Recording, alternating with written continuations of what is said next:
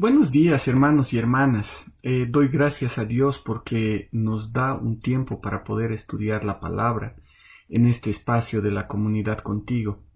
Es viernes 23 de abril y vamos a tomar varios días para hablar de un tema que es muy distorsionado en el ambiente cristiano. Y el tema es el sufrimiento en la vida de los hijos de Dios. Pero primero vamos a comenzar orando. Padre amado, te damos gracias, Señor, por este tiempo que tú nos das. Gracias, Padre, porque podemos abrir tu palabra. Gracias, Señor, porque tenemos tu consejo. Y, Señor, te pedimos que tú abras nuestro corazón y nuestro entendimiento para poder aprender más de ti. Te damos gracias, Padre, en el nombre de tu Hijo amado. Amén. Y bueno, la pregunta en cuanto a este tema es, ¿tiene cabida el sufrimiento en la vida de los hijos de Dios? Saben, circula en el ambiente cristiano una teología del no sufrimiento desde hace varios años. Vemos y escuchamos en la televisión y en distintas radios que el sufrimiento no tiene cabida en la vida de los hijos de Dios. Las aflicciones se consideran como una maldición para los cristianos. Se dice que un cristiano firme no debe sufrir, no debe pasar aflicciones. Se da mucho énfasis al no sufrimiento de los cristianos. El cristiano dejará de sufrir en la medida de que aumente su fe. Si un cristiano sufre, es porque tiene falta de fe.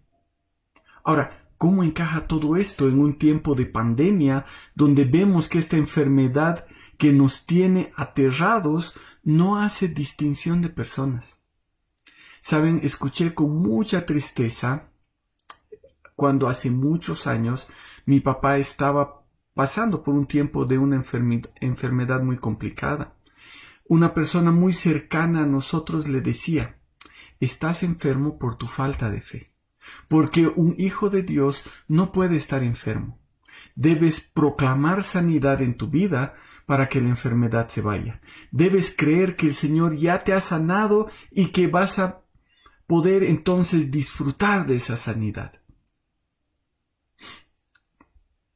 El malentendido de lo que es la fe, sacando de contexto versículos de la palabra de Dios, hace que personas como esta persona que hablaba con mi papá, razonen de esa forma.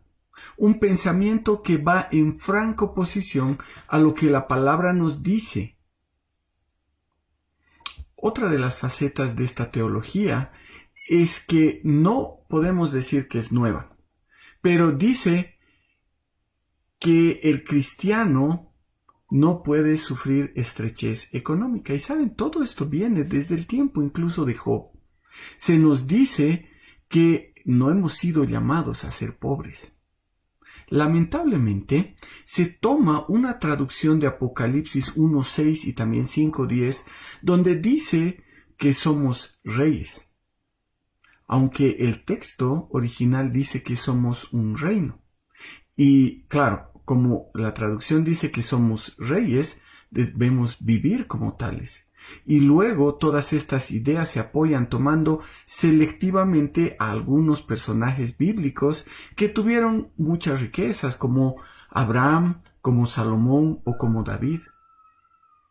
Y quiero explicar por qué digo que es una forma de pensar que tiene sus orígenes en el tiempo de Job y no es algo nuevo, algo que se ha inventado en el siglo XX.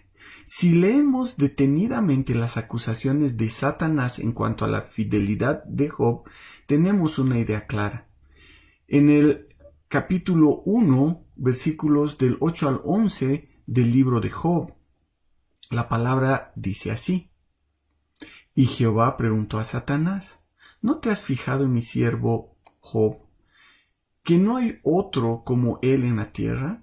Un hombre íntegro y recto, temeroso de Dios y apartado del mal. Y Satanás respondió a Jehová diciendo: ¿Acaso teme a Job a Dios de balde?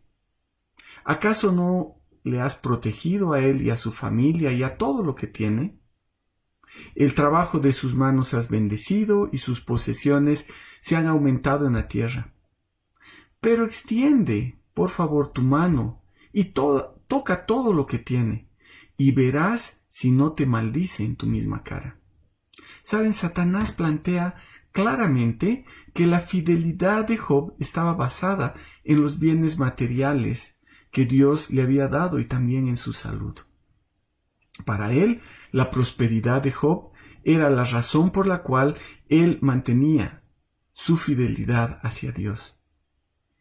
Y si seguimos más adelante y vemos que Job se mantuvo firme en el Señor, luego de que perdió toda su riqueza, incluso perdió sus hijos, la acusación de Satanás sigue ahí. En el capítulo 2, los versículos del 3 al 6 en el libro de Job, la palabra del Señor dice: Jehová preguntó a Satanás: ¿No te has fijado en mi siervo Job, que no hay otro como él en la tierra, un hombre íntegro y recto, temeroso de Dios y apartado del mal, y que todavía se aferra a su integridad, a pesar de que tú me incitaste contra él para que lo arruinara sin motivo? Y Satanás respondió a Jehová diciendo: piel por piel, todo lo que el hombre tiene lo dará por su vida. Pero extiende pues tu mano y toca sus huesos y su carne, y verás si no te maldice en tu misma cara. Y Jehová respondió a Satanás: he aquí él está en tu poder, pero respeta su vida. Saben, nuevamente Satanás le dice al Señor que la fidelidad de Job se basaba en la salud que Dios le había dado a Job. Para él, la salud de Job era la última razón por la cual él se mantenía fiel a Dios. Y hoy en día, contrariamente a lo que enseña la palabra del Señor, se predica un evangelio que plantea como centro la salud y los bienes materiales. Esta teología dice que como hijos de Dios no podemos tener carencia y tampoco podemos estar enfermos. Y cuando hay carencia o hay falta de salud, cuando hay aflicción, las personas maldicen al Señor. ¿Saben por qué? Porque han basado su creencia en las mentiras de Satanás.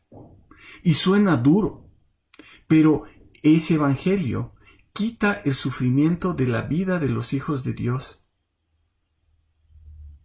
Y ese evangelio ha sido lanzado al mundo por Satanás. Él es, como dice la palabra en Juan 8:44, mentiroso y padre de mentira. Y lamentablemente muchos creen esta mentira y viven de acuerdo a esa mentira. Ahora, ¿dónde vamos a encontrar la verdad acerca del sufrimiento en la vida de los hijos de Dios? Saben, hay una sola fuente de verdad en la que podemos confiar, y esa fuente de verdad es la palabra de Dios. Y en la palabra de Dios hay muchas referencias que tienen que ver con el sufrimiento en la vida de los hijos de Dios. Pedro en su primera carta, en el capítulo 2, los versículos del 19 al 21 dice: porque esto es aceptable si alguien soporta aflicción y padece injustamente por tener conciencia de Dios. Porque ¿qué de notable hay si cuando cometéis pecado sois abofeteados y lo soportáis?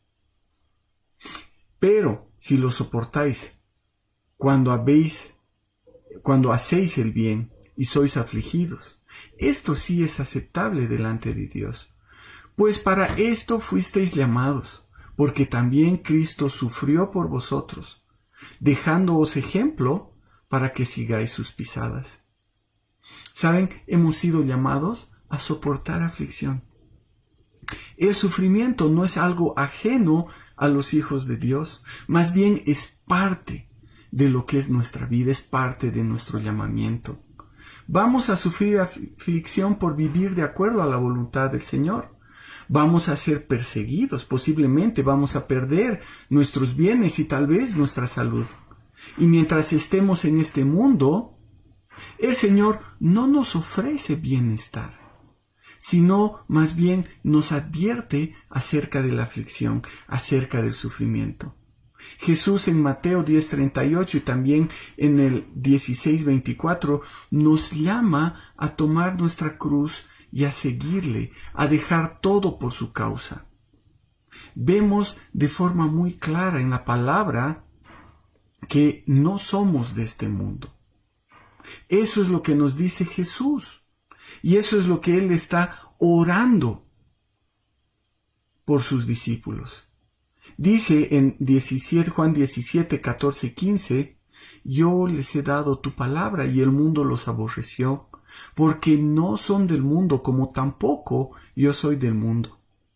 No ruego que los quites del mundo, sino que los guardes del maligno. No son del mundo como tampoco yo soy del mundo. Saben, al no ser de este mundo y comunicar el mensaje del Evangelio, el mundo nos aborrece. Y entendiendo que no somos de este mundo, no podemos amarrarnos a las cosas del mundo, sean bienes materiales, sea nuestra salud o cualquier otra cosa, porque nosotros tenemos una ciudadanía celestial. Y nuestra mirada tiene que estar puesta en esa ciudadanía que la vamos a ejercer de una forma plena en la eternidad. Nuestros tesoros no están acá. Nuestros tesoros son celestiales. Eso dice Jesús en Mateo 6, 19 al 21. Dice, no acumulen para ustedes tesoros en la tierra donde la polilla y el óxido corrompen, donde los ladrones se meten y roban. Más bien acumulen para ustedes tesoros en el cielo, donde ni la polilla ni el óxido corrompen y donde los ladrones no se meten ni roban.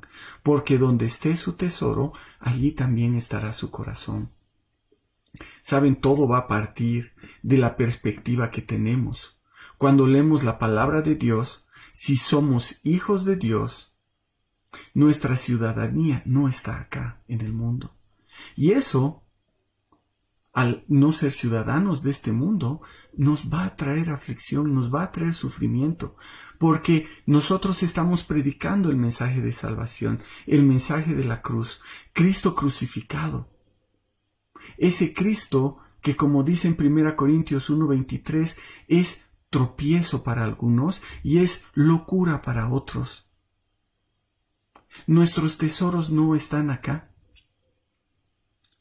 Si ese es nuestro enfoque, posiblemente van a haber tiempos en los que pasemos estrechez. Pasemos por necesidad. Sabemos que nuestros cuerpos han sido afectados por la caída y entonces la enfermedad y el deterioro va a llegar a ser algo inevitable. Una cosa sí es cierta para nosotros: hay esperanza de vida eterna. Cuando estemos con nuestro Señor Jesús, cuando estemos en la presencia de nuestro Padre Celestial, donde no haya muerte, donde no haya llanto, donde no haya clamor, donde no haya dolor, cuando seamos glorificados y vivamos la eternidad con Él, vamos a tener esa sanidad de la que nos habla la palabra del Señor. Saben, creo que vamos a parar acá y el lunes vamos a tocar el sufrimiento de Job. ¿Por qué sufrió Job? ¿Por qué el Señor permitió que Job sufriera de esa forma? Vamos a orar. Padre amado, te damos gracias por este tiempo que tú nos das. Gracias, Señor, porque vemos en tu palabra lo que tú tienes para nosotros. Gracias, Señor, porque tú nos haces entender que el sufrimiento, la aflicción, es parte de la vida de tus hijos. Y te pedimos, Señor, que tú nos ayudes a poder entender esto a través del estudio de tu palabra en todos estos devocionales que vamos a hacer.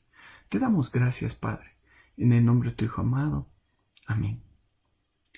Que Dios les bendiga y que tengan un buen día, un buen fin de semana, y nos vemos el día lunes en otro tiempo de la comunidad contigo.